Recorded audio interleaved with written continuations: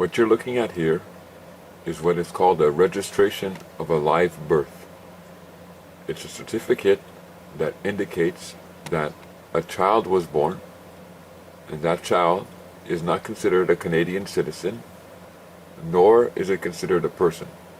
It is simply a child or a human being under law. And this documentation, registration of a live birth, as you see here. Now if I scroll down, I'm going to try and zoom in. It says surname of family or family name, and all given or Christian names. So they make a distinction. They say all given names or all Christian names. So there's two different designations there. All Christian names, or if you're not religious or following the Christian doctrines, then all given names. Now nowhere where it indicates the child, this is me here, if you see, it says kind of birth, single, sex, male. It moves on to say child. Now we keep going. Are the parents married to each other? Yes. Date of birth, it states the date. Now nowhere where it identifies a child does it state that the child is a Canadian citizen. Nowhere. Now you scroll down, and here's the indications of my father. Now when you scroll down on that documentation, you'll see the one who is indicating who was born, or who they're saying is the father and the mother. It doesn't say declarant. Now notice that it gives the father's full name and then states that the father is indeed a Canadian citizen. And same with the mother, Canadian citizen. However, the child, as you saw before on this paperwork, is not considered a Canadian citizen. Now, this is the only documentation that we as human beings, men and women, can get and can possess that is an actual indication of a living being, a human being, or a man or a woman, and not an artificial person. And it's called registration of a live birth. And this is a very old document. It came from microfilm. It's from 10th of May 1975, when this document was originally created.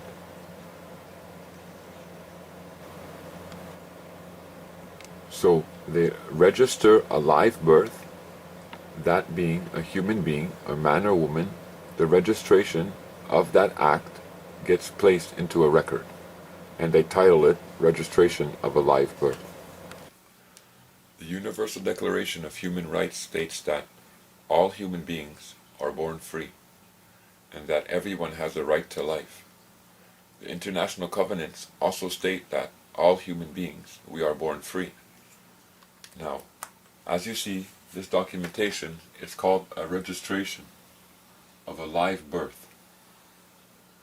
And it is an indication of a human being being born free. Born free. And this was the first documentation ever created, or first documentation on me.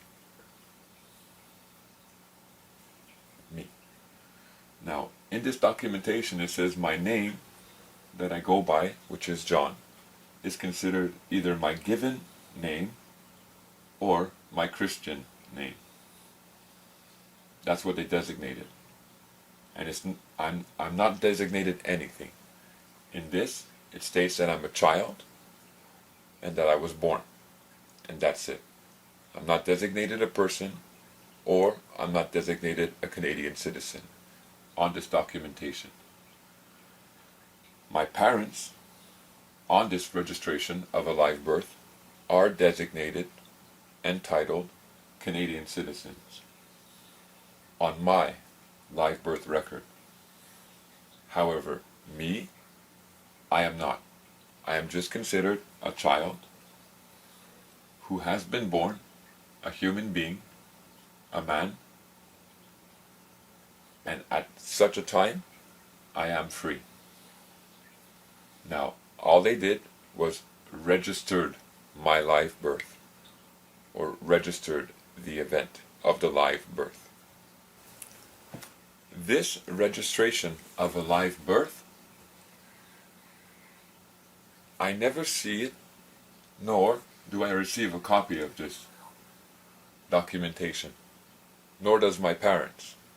It gets filed away with a government minister or a government department. That's where that documentation goes.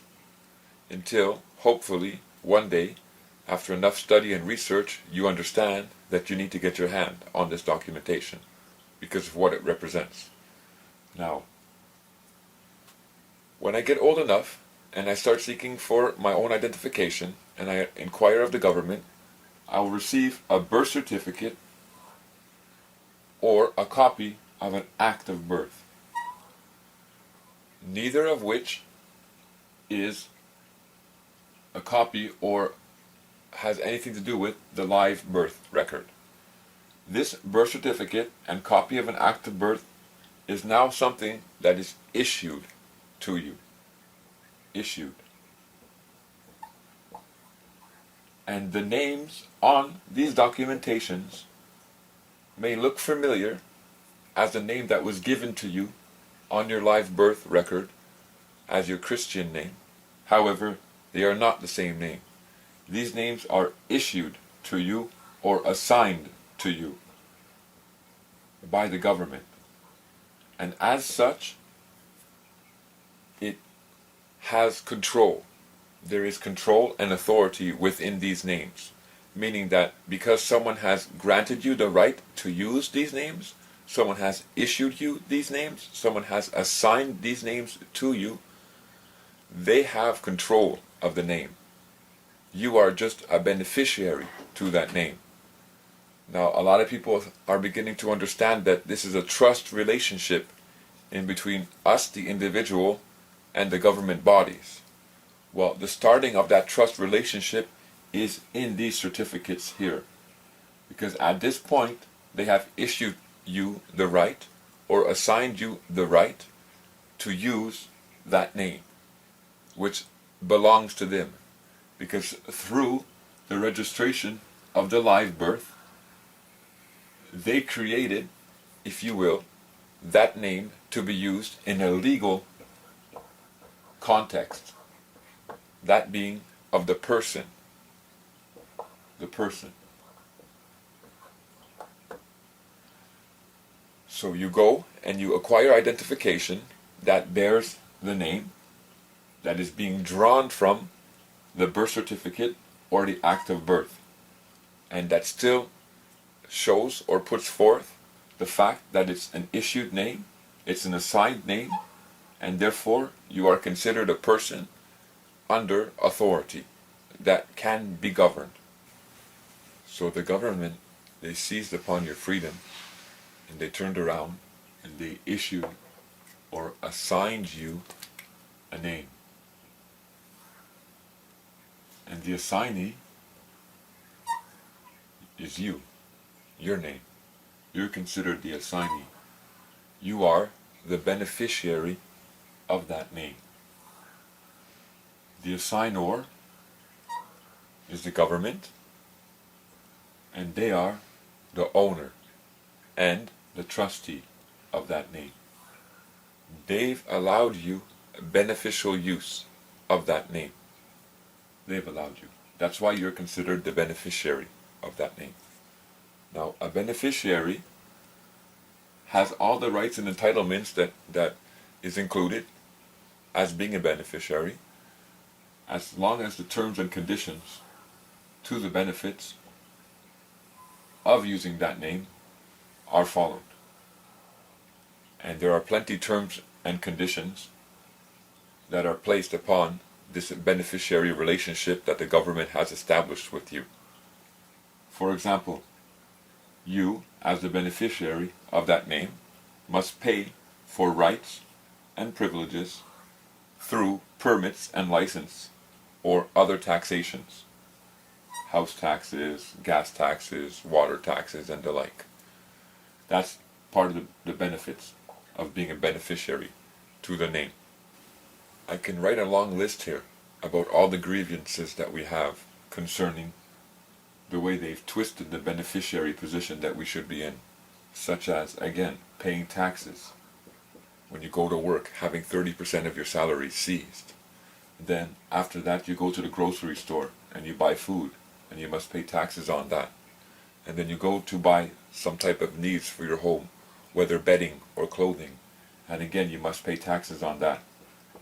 And then, if the list can go on and on. Now, those are the, if you will say, the benefits for the government. Even though this name, we should be in the beneficiary position, we should be profiting, it should be actually benefiting us by using this name. They've twisted it around, they've changed principles of law in order that when we take on or assume the role of the beneficiary of the name, that when we put our energy into that name, into that role, it profits the government. It profits them a lot and not us. It actually takes away from us. But there's another side. On the flip side of all this, Canada, the government, who again, it's set up as Her Majesty being the head of this government, the Queen, but Canada has an obligation to respect human rights and fundamental freedoms. It's a liability that's upon them. And that is on an individual level. For you, for me, for our families. But most have no idea or no clue what are their fundamental human rights and freedoms. They only know what are their rights and responsibilities and duties as a person, a Canadian citizen. Because Canada failed to teach them what are human rights and what are fundamental freedoms for a human being. Because in the expression of human rights and fundamental freedoms, it seems that it's non-profitable for Canada. And Canada is based upon a debt-ridden system that is based upon commerce. We all know, or most of us know, that this debt-ridden system is coming down. Already Canadians are suffering debt to about 150% of their finances, as the banks are reporting. And majority of families in Canada have just taken on a whole load of debt, and banks have allowed it to happen because they wanted to keep the economy going, this artificially propped up economy going. And that's going to come to crash. But on an individual level, once you understand about your human rights and fundamental freedoms, that they have been stripped from you by the fact that you have been designated a legal person, and that legal person is being controlled, and that legal person who you think you are is issued to you through a name. And all the time that you go around living your life, you don't understand what's happened to you. It's a form of bondage and slavery. Truly is. Because they force you as a legal person to pursue after a living and to have to make a living, while the few, including the Queen and her family, sit there and collect millions and millions of dollars off of your hard energy and your family's hard energy. And then if you don't study and put the energy into understanding what's going on and what's transpiring, then you're more than likely get upset and say, oh no, my part that is taken from me is to help the systems here in Canada and to support them. That's not true. These systems here, these social systems here in Canada, they don't support our fundamental rights and freedoms, but that wasn't the issue They're not supported through your tax dollars. They're independent of your tax dollars. Without the government ever taking $1 from you, you could have all these social systems that are around you because of the wealth that is in Canada and the wealth that we have here because of our natural resources. We can turn that wealth into supporting our social systems. I would never advocate that because our social systems are not based and founded upon the principles of human rights and fundamental freedoms. When you understand what these are and you compare them to the social systems here in Canada, the social systems here in Canada fall very, very short compared to what we as human beings are entitled to, or what is our fundamental rights and freedoms, and that Canada was under obligation to guarantee for us.